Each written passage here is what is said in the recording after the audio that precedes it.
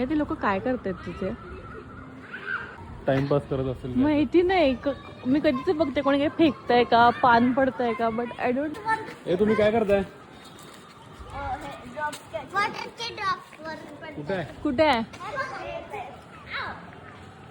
ओ ओ ओ ओ